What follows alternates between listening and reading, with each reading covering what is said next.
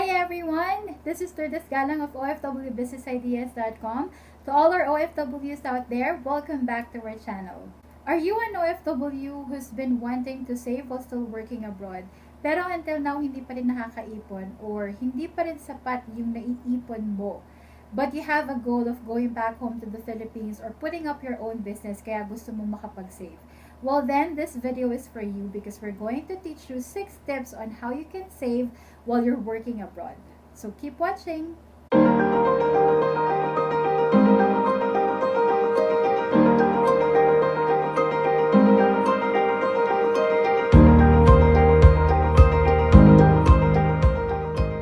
So we're going to discuss in this video 6 tips for OFWs on how they could save while they're still working abroad.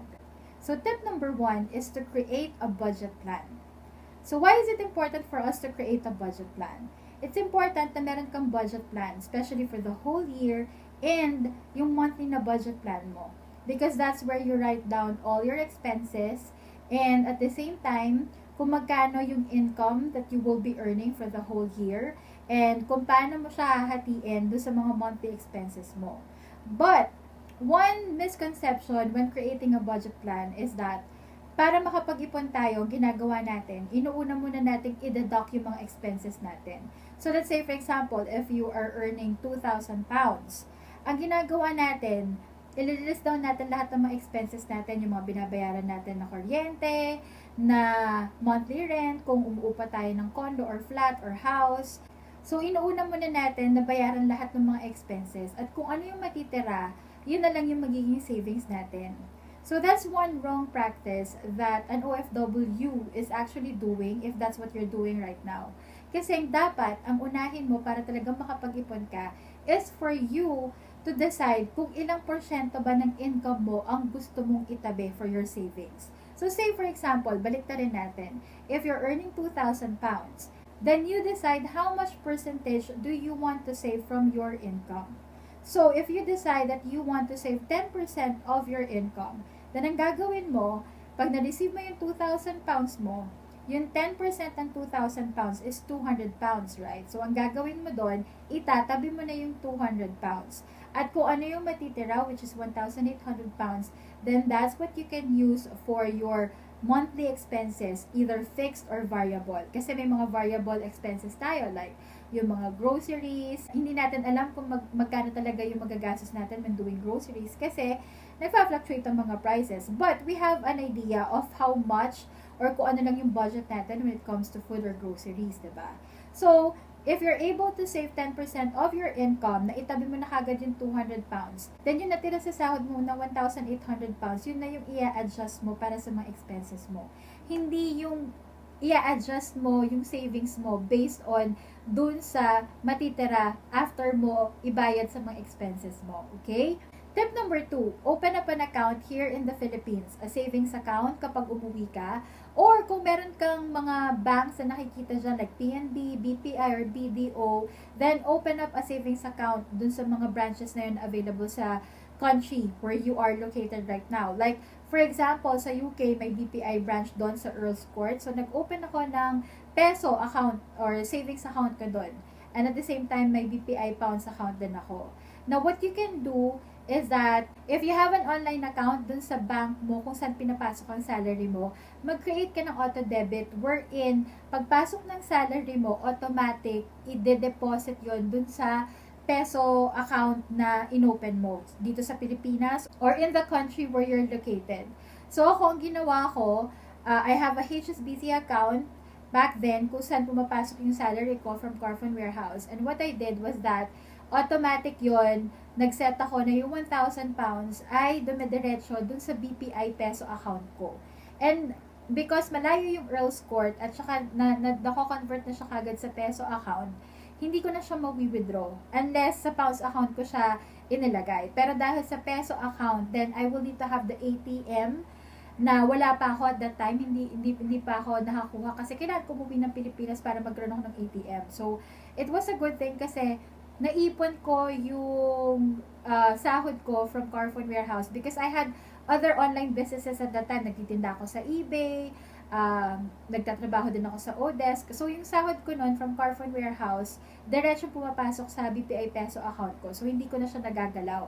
Kumbaga, naipon ko in a way na force, 'di ba? Mas maganda 'yon kaysa yung pag-iisipan mo pa kung kita-transfer mo ba or hindi. So, for me, it's a good idea. Kung gusto mo talaga makaipon ka, lalo na yung malaking ipon, then, mag-arrange ka ng auto-debit from your online bank account kung saan pumapasok yung salary mo. Tip number 3, when you're in the Philippines, pwede kang mag-apply for insurance with investment plans, what we call VUL. Ako as a financial advisor right now, kung wala ka pang insurance, it would be a good thing for you to get one. Lalo na yung with investment na rin, para at least na-force ka din to save money. Meaning to say, na-force ka dahil every month, kailangan mong bayaran yung premium. Or kung may malaki ka nang naipon pag uwi mo ng Pilipinas, then you can use that to pay for the annual premium of the insurance plan with an investment portion. Pwede mong bayaran yon annually na. Or kung ayaw mo naman ng VUL plan, kung gusto mo, pwede kang mag-open ng mutual funds or UITF. Kasi every month, pwede ka rin mag-save ng as small as 5,000 pesos para nag-grow yung pera mo sa mutual funds or sa UITF. Or you could also save your money into stocks, diba? Kasi at least it's gonna grow with interest at compounding pa yung interest that you could earn from it. At pwede mo naman pag-aralan yan. Basta may pinupuntahan yung pera mo aside from putting your money in the bank. Save your money and make it grow as well. Diba? Mas maganda yon. Instead of just putting your money in the bank, saving it in the bank, hindi naman kasi lalaki yung pera mo doon over time. So, by the time na gusto mo nang mag-retire at gusto mo nang umuwi sa Pilipinas, if you're gonna put it into mutual funds or UITF or save it in a VUL plan, at least may potential for your money to grow. Step number 4, avoid going to the mall, especially kung nabalitaan mo na may sale or yung kapwa OFW mo, maraming pinamili, tapos medyo na-entice ka para tingnan din kung ano yung mga sale, at mag-hoard kasi gusto mo ipadala sa Pilipinas, or marami kang gusto ka mag-anak, nabilhan ng mga sapatos na on sale sa Adidas, Nike, or kung ano pa man yan. Well, kung gusto mo talagang mag-ipon at may goal ka talaga to stay in the Philippines na for good, then make it as your priority. 'Diba? Avoid temptation. Kapag nagda-diet ka rin naman, gusto mong pumayat, ayaw mo naman na ihaharap sa'yo yung mga lechon, ice cream, cake, yung mga pampataba, 'diba? Kasi ang hirap i-avoid yung temptation na yun kapag nasa harapan mo na. So, ikaw, kung pupunta ka sa mall at sasabihin mo lang na mag-window shopping ka lang, titignan mo lang kung ano yung mga sale items doon, or kung magkano ba. Obviously, pagdating mo doon, pag nakita mo na ay, 2 pounds lang naman, or 3 pounds, or $1 lang naman to, or $3 lang naman. So, mahihirapan ka na to avoid the temptation because it's already there, nandun ka na. So, as much as possible, avoid going to the malls, especially if there are sales. Kasi may tendency ka na mag-hoard or bumili ng bumili kasi nga naman sale. Na hindi mo namamalayan na ay, umabot na pala ng $500 or $300 or 300 pounds yung na-shopping mo, diba? Tip number 5, if your salary will allow, you could purchase a rental income property. When we say a rental income property, eto yung pwede kang bumili ng mga condo na may potential na mapaupahan, na pwede mong pagkakitaan because someone will rent it, even for a day, or for weeks, or for months, depende kung short term or long term, diba? Marami naman ngayon na rental income properties na pwede mong pagpilian, na pwede maging swak sa budget mo. Pero ang maganda kasi nun, kaya siya naging way for you to save is because yung monthly amortization na babayaran mo, syempre, ibabawas mo yun doon sa sahod mo, 'di ba? Imbis na mapunta sa kung saan-saan pa or kung ano-ano pa, at least, yung monthly amortization na binabayaran mo every month, napupunta doon sa rental income property that you have purchased here in the Philippines. Na later on, pwede maging self-liquidating or pwede mo nang pagkakitaan kapag nabayaran mo na in full. Talaga makukuha mo na yung buong profit, 'di ba?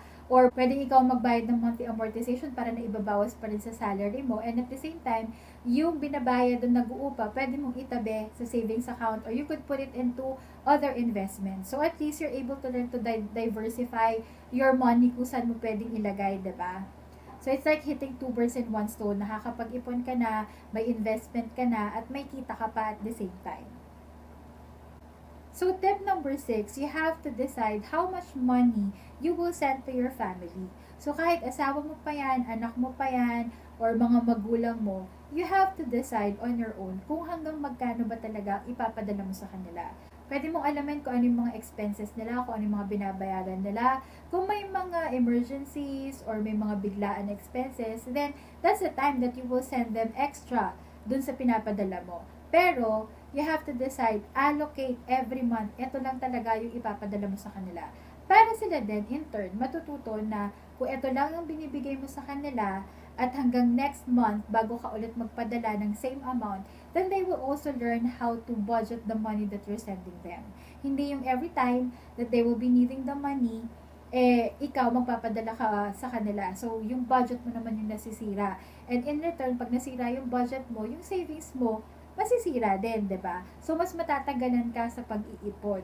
Mas matatagalan ka doon sa plano mo na makauwi na ng Pilipinas or to start a business, 'di ba? So those are the tips for OFWs that you can do so that you can start saving while you're still working abroad. And kung ano man yung goal mo doon sa pag-save mo or kung saan mo man gagastusin yung pera na inipon mo, make sure na worth it at saka talagang sa maganda mapupunta yung savings mo. Okay? So I hope you learned something from our video today and see you on our next video. Thank you for watching our videos and please don't forget to like and subscribe to our channel. If you have any questions, you can send us an email. And don't forget to visit our website, ofwbusinessideas.com, for more OFW business ideas. You can follow us on Instagram and also like us on our Facebook page. And don't forget to join our Facebook